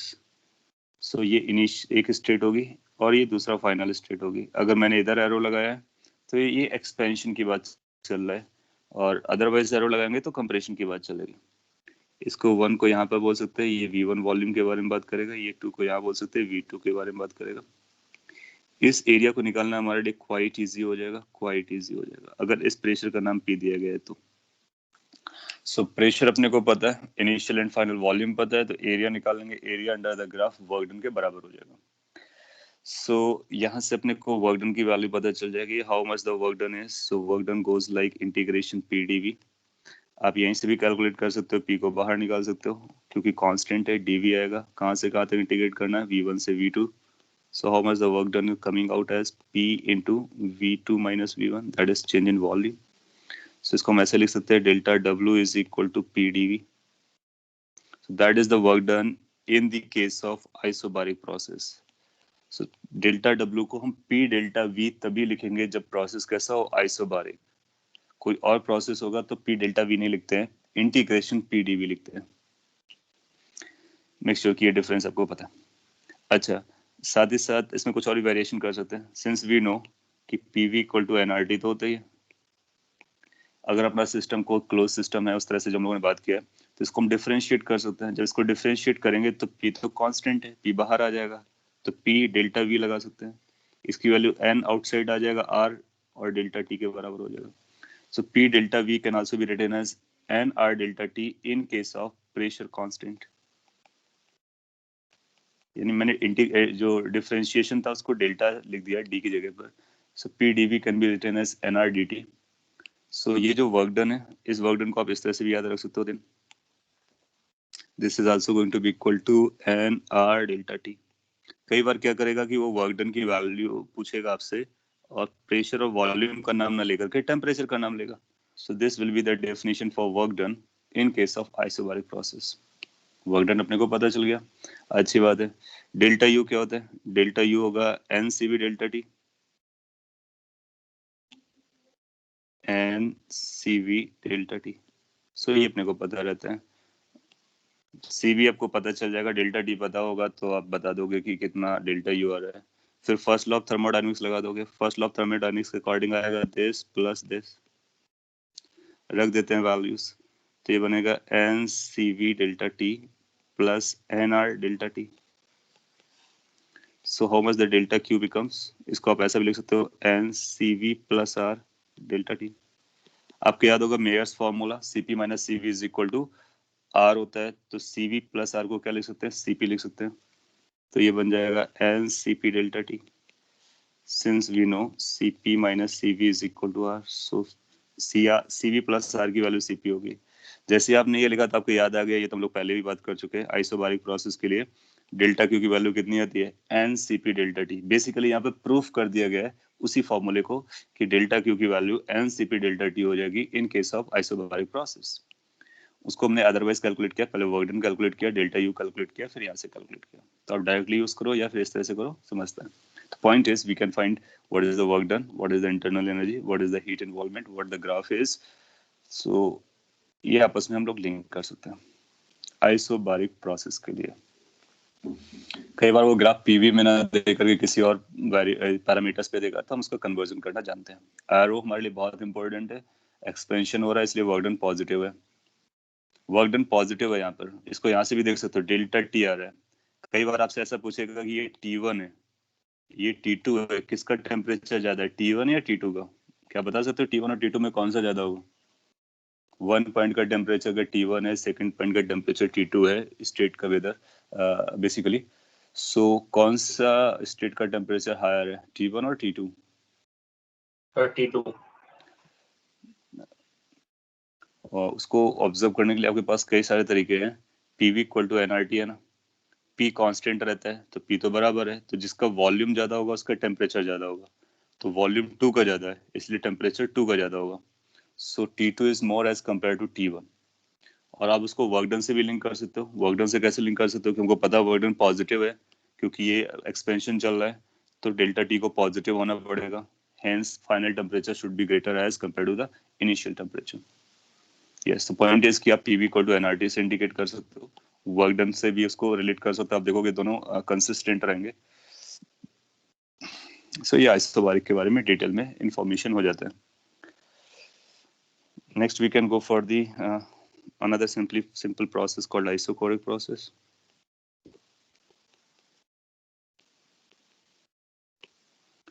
जब हम लोग आइसोकोरिक प्रोसेस के बारे में बात करते हैं तो इसका मीनिंग क्या होता है? आइसोकोरिक मीन्स वॉल्यूम कांस्टेंट रहता है, कंटेनर रिजिड है, volume remains constant, meaning is V is equal to constant. कई बार इसको हम लोग ऐसा बोलेंगे रिजिड कंटेनर, सबने को समझ में आ जाएगा। रिजिड कंटेनर मीन्स ये पिस्टन हमारा फिक्स्ड है, piston cylinder system में ऐसा बोले piston is fixed, that means not able to move. If it is not able to move, that means there will be no displacement. If there is no displacement, no change in the volume, so volume is a fixed or constant. उस case में हम लोगों को क्या करना है, graph कैसा दिखेगा, तो ग्राफ हालांकि हम लोग पहले भी प्लॉट कर चुके हैं, फिर से एक बार प्लॉट कर लेते हैं। पीवी डायग्राम के बारे में बात करेंगे, और वो वॉल्यूम फिक्स होगा तो ऐसा दिखेगा। You can call it as a 1, you can call it as a 2. Again, 1 और 2 में कौन सा इनिशियल होगा वो एरो बताएगा। अगर हमने ऊपर की तरफ किया है तो ये प्रेशर बढ़ रहा है, एरो नीचे है तो प्रेशर कम हो रहा है, ये पर्टिकुलर वॉल्यूम है, तो ये ग्राफ हो जाएगा। अगर आप इसमें area under the graph measure करेंगे तो कोई एरिया नहीं आएगा, क्योंकि ये लाइन है, तो लाइन के इनसाइड में एरिया अंडर द ग्राफ कुछ भी नहीं आने वाला, तो जीरो आने वाला, वर्क डन जीरो हो जाएगा। और अदरवाइज आप ऐसे भी समझ सकते हो कि delta W is equal to integration P D V होता है। v कांस्टेंट है, जब कभी v कांस्टेंट होगा तो हम यहाँ से इंडिकेट कर सकते हैं dv की वैल्यू कितनी आएगी, 0। सो dv हमारा 0 हो जाएगा। सिंस dv 0 हो गया तो ये 0 हो जाएगा। सो work done in the process isochoric remains 0। छोटा सा पॉइंट है, खास इंपॉर्टेंस का है, और अब याद भी रहेगा आइसोकोरिक है, वॉल्यूम चेंज नहीं कर रहा है, वर्क डन को 0 होना पड़ेगा, और एरिया अंडर द ग्राफ 0 रहेगा। डेल्टा यू कितना होता है, डेल्टा यू तो अपने को पता है, delta U is N C V delta T. So अपने पास डेल्टा यू आ गया, एन सी वी पता चल जाएगा एज सुन एज अपने को गैस पता चलती है। फिर फर्स्ट लॉ ऑफ थर्मोडायनेमिक्स पर आ जाएंगे। फर्स्ट लॉ ऑफ थर्मोडायनेमिक्स बोलेगा delta U plus delta W. Delta W 0 हो गया है, तो यहाँ पर अपने को ये पता चल रहा है कि जो हीट का इन्वॉल्वमेंट है वो इंटरनल एनर्जी चेंज के बराबर होता है। सो कई बार ऐसा पूछता है कि किस प्रोसेस में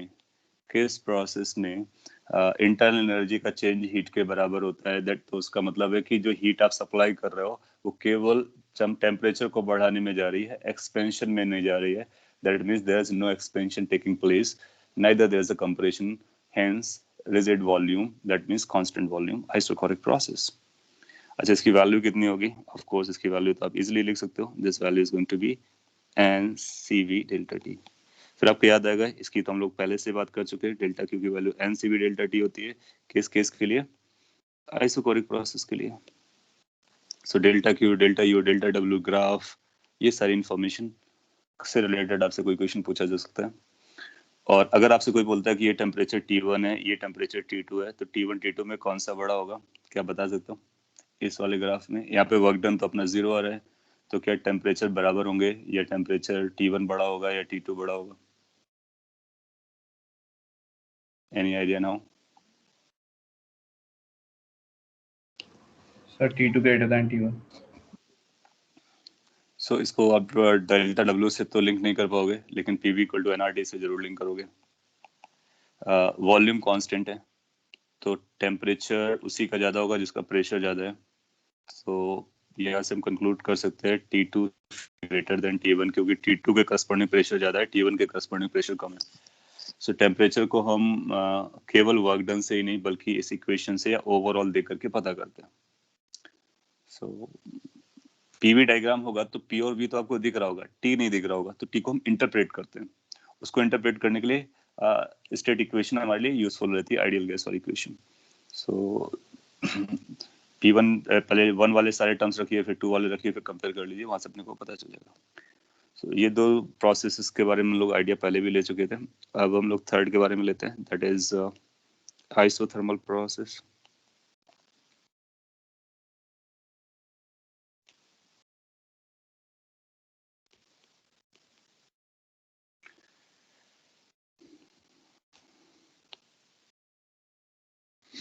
आइसोथर्मल प्रोसेस एक ऐसा प्रोसेस होगा जिसमें टेम्परेचर कांस्टेंट रहता है। So temperature remains constant.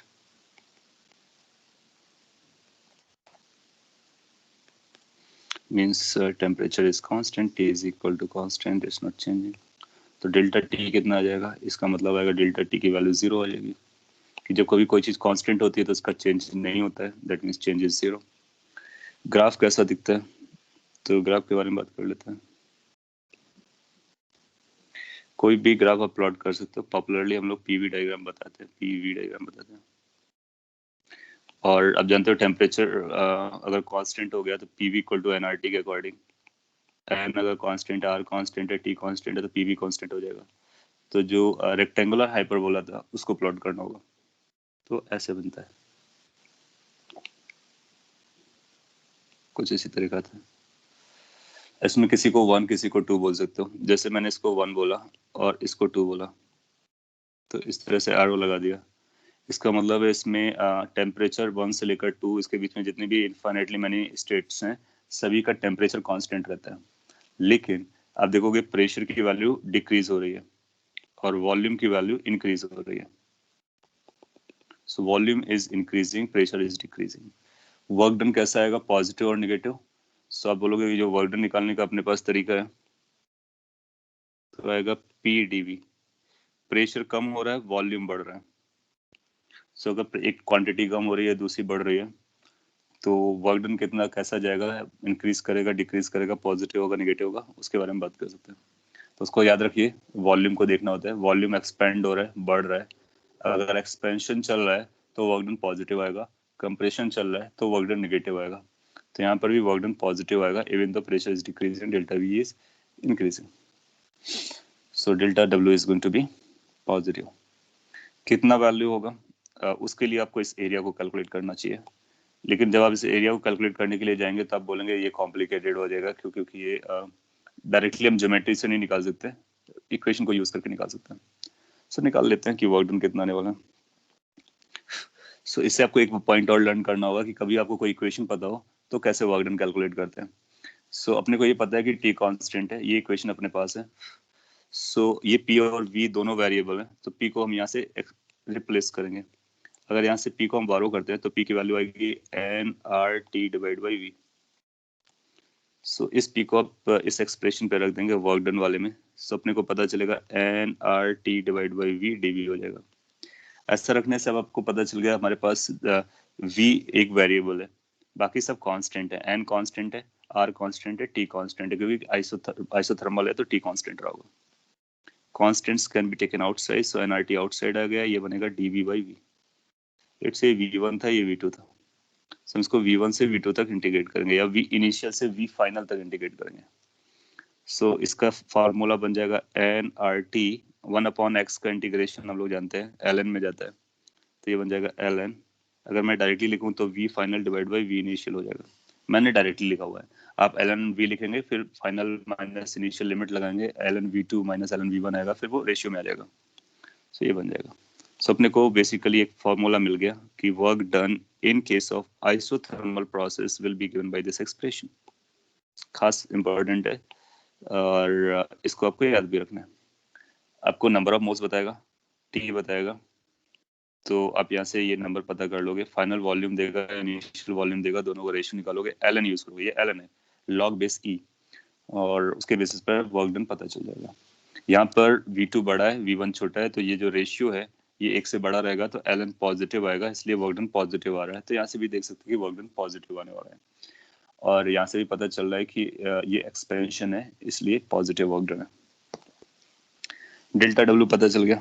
फिर हम पता करेंगे कि इंटरनल एनर्जी का चेंज कितना आएगा, तो आप बोलोगे कि N C B delta T होता है, बट अपने को पता चला कि डेल्टा टी तो 0 है, सो डेल्टा यू इज 0।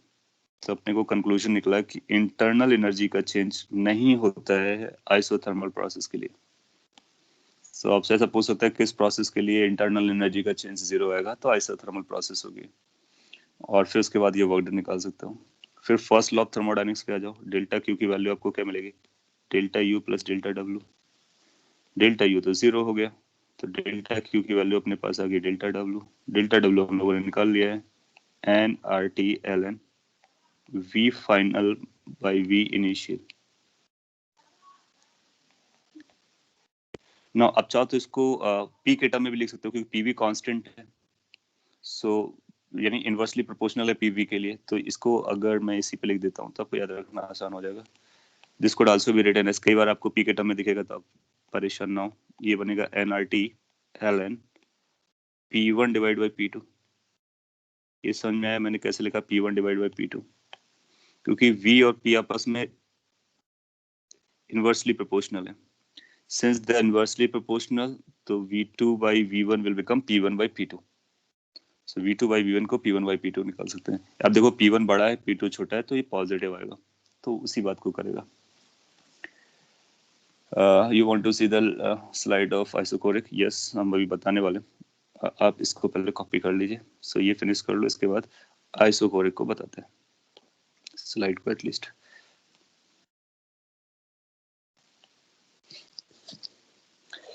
सो अगर आइसोथर्मल प्रोसेस होगा तो वर्क डन क्या आएगा, वही जो हीट आएगा, दोनों बराबर होंगे, डेल्टा यू जीरो रहेगा। सो किसी भी आइसोथर्मल प्रोसेस के लिए इंटरनल एनर्जी का चेंज जीरो होता है। लास्ट क्लास में भी हम लोगों ने इसकी बात की थी। ग्राफ कैसा दिखता है, कब एक्सपेंशन हो रहा है, कब कंप्रेशन हो रहा है, वर्क डन कब पॉजिटिव होगा, कब नेगेटिव होगा, वो सारी बातें हम लोग कर सकते हैं।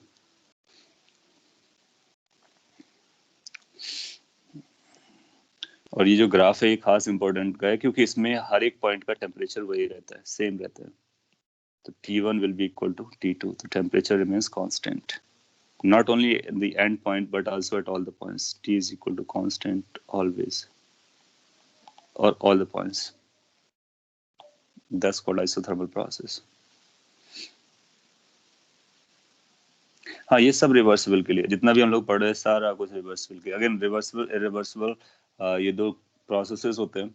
रिवर्सिबल आइडियलिस्टिक प्रोसेस है और उसी को हम लोग मान के चल रहे हैं। So all calculations are for reversible categories. Previous slide is here.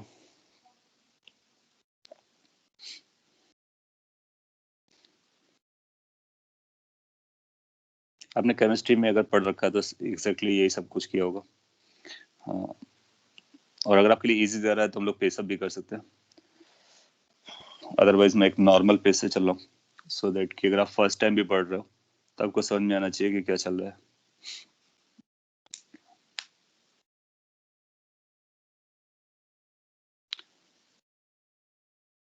Copy कर लिया होगा। So next we can go for adiabatic process.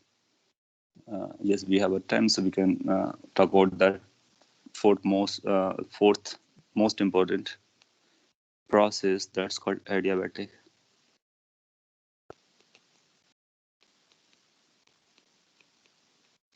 Adiabatic process में आप तो अभी थोड़ी देर पहले बात हुई थी, या क्लास जब स्टार्ट हुई थी उसके बीच में कभी आया था कि एडियाबैटिक प्रोसेस क्या होती है। हीट एक्सचेंज, ये केम में नहीं पढ़ा है, कोई बात नहीं। अभी हम लोग जो पढ़ रहे हैं आप इसको डिटेल में ऑब्जर्व कर लीजिए। केम में भी आपका यूजफुल रहेगा। अगर आपने केम में पढ़ रखा है तो फिर आपका रिवाइज भी हो जाएगा, और जो थोड़े बहुत माइनर डिफरेंसेस हों उनको ऑब्जर्व करते चलिए, और फिर दोनों को एक साथ पढ़ेंगे तो आप पाएंगे कि दोनों की both are the same thing, only the way of expression में बी डिफरेंट। एडियाबैटिक प्रोसेस एक ऐसा प्रोसेस होता है जिसमें हीट एक्सचेंज नहीं होता। So no heat exchange between system and surrounding.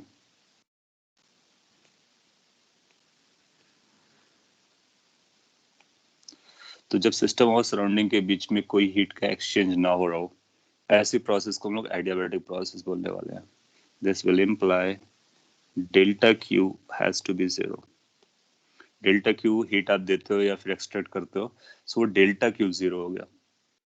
अगर आपका डेल्टा क्यू जीरो हो गया तो हम फर्स्ट लॉ ऑफ थर्मोडायनेमिक्स लगाएंगे, since we know as per the conservation of energy और फर्स्ट लॉ ऑफ थर्मोडायनेमिक्स ये रूल होता है। लेकिन डेल्टा क्यू तो जीरो हो गया, सो अपने को क्या पता चलेगा कि जो वर्क डन आएगा that's going to be equal to minus change in internal energy. So ये जो relation है that will be true for the case of adiabatic process. अच्छा, internal energy में change कितना होता है ये तो अपने को पता होता है, तो ये बनेगा NCV delta T with a minus sign. Delta T का मतलब क्या हुआ, फाइनल माइनस इनिशियल। माइनस को अगर आप एब्जॉर्ब करना चाहो तो इनिशियल टेम्परेचर माइनस फाइनल कर लोगे। So this will become the work done as well as you. तो अगर जहां तक अपने को वर्क डन कैलकुलेट करने की बात है, या इंटरनल एनर्जी कैलकुलेट करने की बात है, या फिर हीट कैलकुलेट करने की बात है, तो ये तीनों पैरामीटर्स हमको पता चल जा रहे हैं जस्ट बाय इट्स डेफिनेशन कि डेल्टा क्यू 0 होता है, और using the first law. Delta U की वैल्यू किसी भी प्रोसेस के लिए एनसीवी डेल्टा टी रहती है। It's just no connection.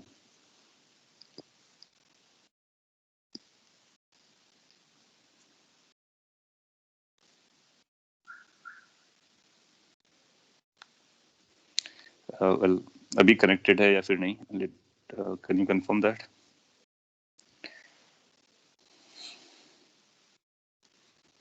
Am I audible? Screen is there. Yes, sir. Yes, sir. Okay, there was interruption in between. अच्छा है, सो ये आपको निकल कर क्या आ जाता है। अगर हम लोग इसको सिंप्लीफाई करें तो यहाँ से हम इक्वेशन निकालेंगे, may be that will be in the next lecture. इसके बाद हम लोग यहाँ से प्रूफ कर सकते हैं कि अगर ऐसा है तो P और V के टर्म में क्या इक्वेशन बनेगी। सो सिंस टाइम अभी थोड़ा सा कम रह जाएगा और इस पर हमको थोड़ा डीप पे जाना होगा, तो यहाँ से एक कंक्लूड निकाल सकते हैं कि डेल्टा क्यू, या फिर मैं यहाँ पे अलग से लिख देता हूँ। So whenever there is a delta Q equal to 0, this will imply that PV raised to power gamma is equal to constant. Both ways. So delta Q, that means adiabatic process, will be implying this. So this can be proved. So adiabatic process के लिए जो equation चलेगी वो ये चलेगी, this equation. जैसे कि isothermal के लिए हम लोग बोला PV equal to constant होता है या T कांस्टेंट होता है, तो एडियाबैटिक के लिए क्या बोलेंगे, PV raised to power gamma is equal to constant. ये गामा वही गामा है जो अभी हम लोगों ने बात की थी, that is gamma is CP upon CV, और you can call it is 1 + 2/f। So gamma अपने को पता रहेगा गैस का नाम लेते हुए, और इसमें PV raised to power gamma constant रहता है। कई बार आपसे पूछ लेता है कि एडियाबैटिक प्रोसेस की इक्वेशन बताइए, सो दैट्स इक्वेशन। और अगर अपने को कभी लगाना हो तो कांस्टेंट को कैसे यूज करेंगे, P1, that means we will using like this, P1 V1 की power gamma is equal to P2 V2 की power gamma. So that's how the constants are used, we know that. Moreover अगर ये PV के term से हटा करके आपको PT के टर्म में, TP के टर्म में लिखना हो, या फिर TV के टर्म में लिखना हो, तो क्या कर सकते हैं। तो सिंस अपने पास फॉर्मूला होता है PV is equal to nRT, constant को अपने को कांस्टेंट के साथ मर्ज कर देना है, केवल वेरिएबल पे ध्यान देना है। तो ये PV का था। सपोज कर लीजिए P को आप एलिमिनेट करना चाहो तो V को इसके नीचे लाना पड़ेगा, तो P की जगह पर आप लिख सकते हो nRT divide by V into V raised to power gamma. V should be capital, so V raised to power gamma is equal to constant. अब देखो nR कांस्टेंट है, तो उसको कांस्टेंट से मर्ज कर दो, तो अपने पास इक्वेशन बन जाएगी TV raised to power gamma minus 1 is equal to constant. So adiabatic process को कई बार वो इस तरह से बोलेगा, तो आप बोलोगे yes this is also adiabatic equation, और adiabatic process equation की प्रोसेस किस तरह से चलती है। इसको आप चाहो तो PT के टर्म में भी लिख सकते हो, तो V को एलिमिनेट करना होगा, जब V को एलिमिनेट करना होगा तो P को डाउन साइड लाना पड़ेगा, तो फिर दूसरा ये हो जाएगा, यहाँ पे मैं और लगा देता हूँ, और V का राइट लाइक दिस कि P को सर्वाइव कीजिए, V के प्लेस पर लिख लीजिए nRT divide by P raised to power gamma, that has to be constant. Again nR constant है तो उसकी पावर गामा भी कांस्टेंट हो जाएगा, क्योंकि गामा कांस्टेंट है तो होल नंबर कांस्टेंट हो जाएगा, तो अपने पास बचेगा P into T raised to power gamma divide by P raised to power gamma is equal to constant, which can be converted into like this कि P की power 1 minus gamma into T raised to power gamma is equal to constant. So all parameters में आप उसको convert कर सकते हो, PT equation, TV equation और PV equation. Generally हम ये PV equation को use करते रहते हैं, so अगर convert करना हो तो ideal gas equation को use करके हम convert कर सकते हैं। How delta Q yields this, आप घर पे try कर सकते हो इसका proof। आपके पास प्रूफ करने का तरीका क्या होगा, ये इक्वेशन ऑलरेडी आपके पास है, फर्स्ट लॉ को लगाएंगे और डेल्टा W की जगह DW लिख सकते हैं, उसको PD भी लिख सकते हैं, और इसको dt कर सकते हैं। फिर आइडिया लेकर इस इक्वेशन को लेकर के सिंप्लीफाई करेंगे, इंटीग्रेट करेंगे, सॉल्व करेंगे, तो अपने को पता चल जाएगा कि ये इक्वेशन कन्वर्ट हो जाएगी। फिर ये इक्वेशन कन्वर्ट कर सकते हैं, ये भी इक्वेशन कन्वर्ट कर सकते हैं।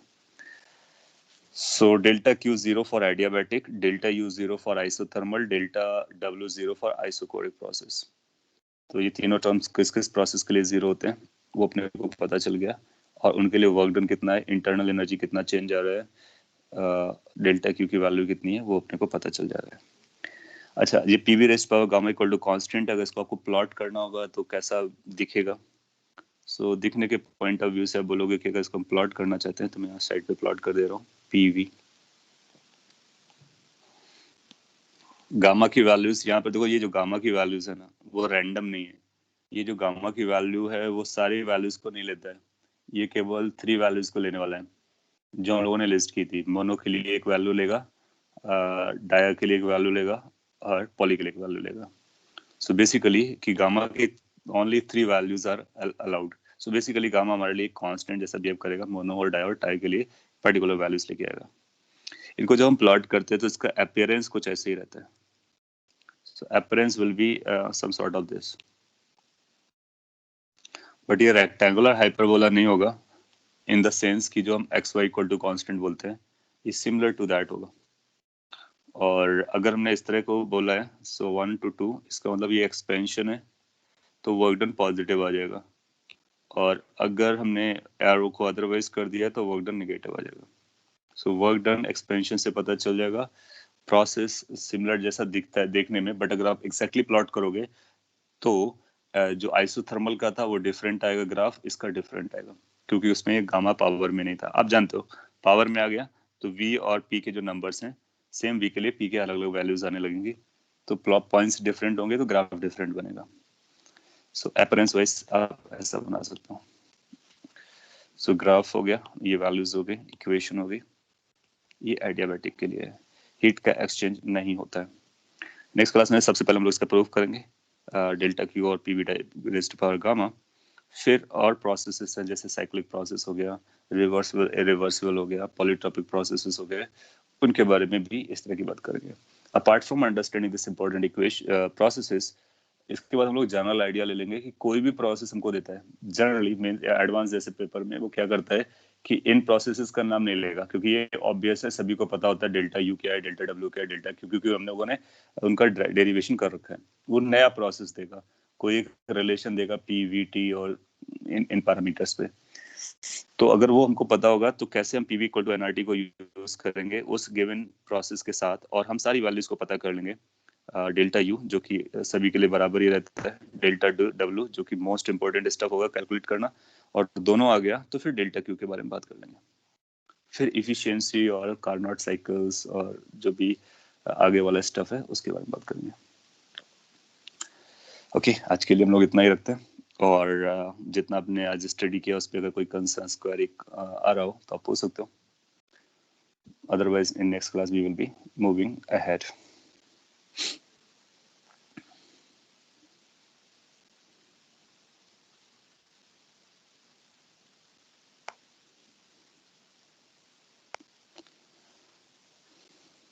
Okay, if there's nothing, so we can meet tomorrow. Thank you, everyone.